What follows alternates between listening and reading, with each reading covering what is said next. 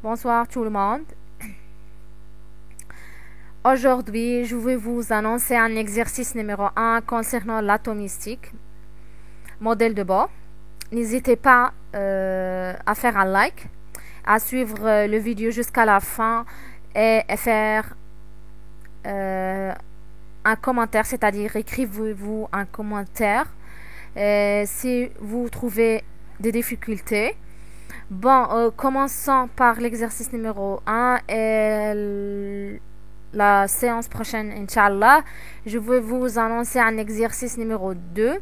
Suivez-moi jusqu'à la fin pour bien comprendre l'exercice numéro 1. Donc, commençons par l'énoncé.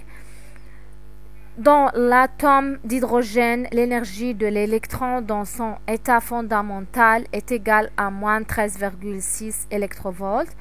Premièrement, quelle est en électrovolts la plus petite quantité d'énergie qu'il doit absorber pour passer aux premiers états excités? Pour passer du premier état excité à l'état ionisé. B.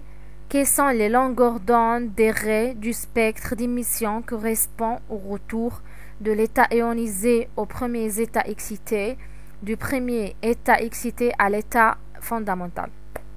Mes amis, maintenant je vais vous expliquer en français, c'est mieux. Je n'utilise pas l'arabe parce que je crois que vous ne comprenez pas bien, mais j'essaie de vous faire quelques explications en arabe, mais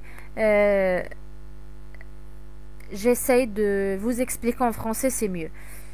Donc, dans l'atome d'hydrogène, l'énergie de l'électron dans un état fondamental est moins 13,6 électrovolts, c'est-à-dire l'énergie de l'électron dans l'état fondamental, c'est-à-dire l'état n est égal à 1, c'est n, c'est le rond n égale à 1, c'est le rond le plus proche du noyau, donc n égale à 1, donc l'énergie de l'électron est moins 13,6 électrovolts parce que c'est comme ça. L'énergie de l'électron s'écrit de cette façon, donc il s'écrit donc moins 13,6 électrovolts divisé par le nombre de ronds au carré, puisque on a dans l'état fondamental, comme vous voyez ici, n égale à 1, c'est un état fondamental, c'est un état, l'état le plus proche du noyau. Donc on écrit moins 13,6 sur 1 au carré, c'est moins 13,6 électrovolts. L'énoncé ici, dans l'énergie de l'électron dans son état fondamental est moins 13,6 électrovolts.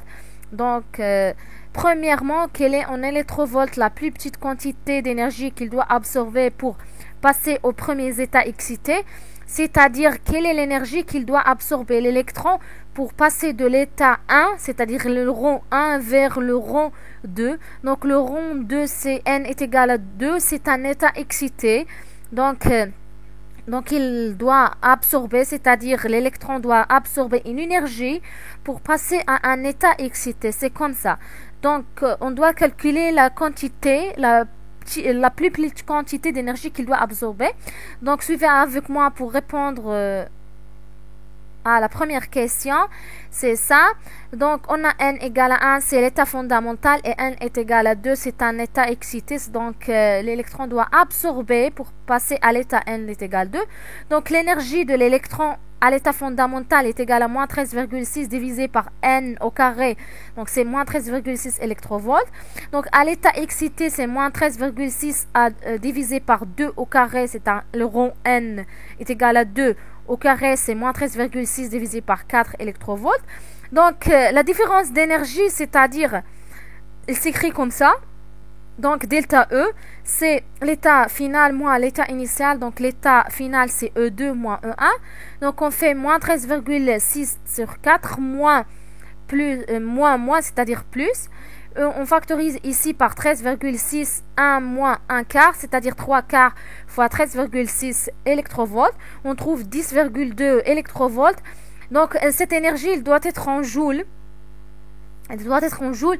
On sait que 1 électrovolt est égal à 1,6 fois 10 à la puissance moins 19. Donc, on on fait les calculs, on trouve 1,63 fois 10 à la puissance moins 18 joules. Donc c'est une énergie qu'il doit absorber pour passer à l'état 2.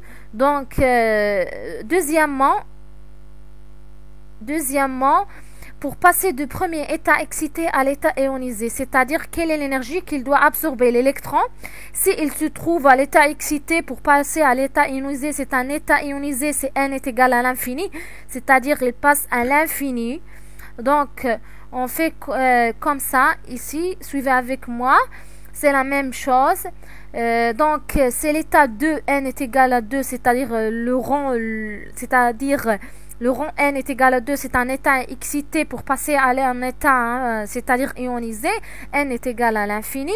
On fait moins 13,6 sur l'infini au carré, c'est-à-dire est égal à 0 électrovolts. Donc, et E2, on a moins 13,6 électrovolts. On fait toujours la différence delta E, donc l'état final moins l'état initial, c'est-à-dire l'énergie finale moins l'énergie initiale. Et donc 0 moins et moins, on trouve que c'est 13,6 divisé par 4, c'est 3,4 électrovolts. On multiplie 3,4 fois 1,6 fois 10 à la puissance moins 19. On trouve que delta E est égal à 5,4 fois 10 à la puissance moins 19 joules. Donc la deuxième question, c'est-à-dire B. Donc suivez avec moi l'énoncé. Quelles sont les longueurs d'onde des raies du spectre d'émission qui correspond au retour de l'état ionisé au premier état excité, c'est-à-dire la longueur d'onde.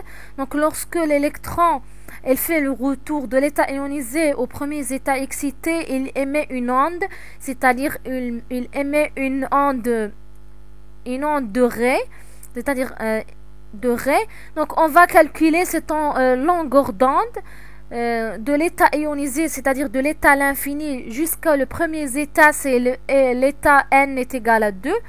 Donc on fait comme ça, suivez avec moi pour donc delta E est égal à h mu, c'est-à-dire h fois la fréquence. H c'est une constante de Planck, on sait déjà auparavant la valeur de la constante de Planck. Donc le mu, c'est la fréquence qui est égale à c divisé par la longueur. Donc la fréquence est égale à la célérité de la lumière divisée par la longueur d'onde. Donc comme ça. Donc on trouve que lambda, c'est la longueur d'onde de l'infini jusqu'à n est égal à 2, est égal à h mu est égal à h fois c divisé par delta E. Donc l'énergie de l'infini jusqu'à 2.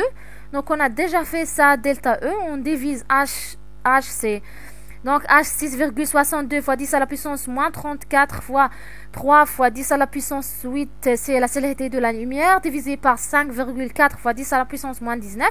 On trouve que c'est 67 fois 10 à la puissance moins 6 mètres.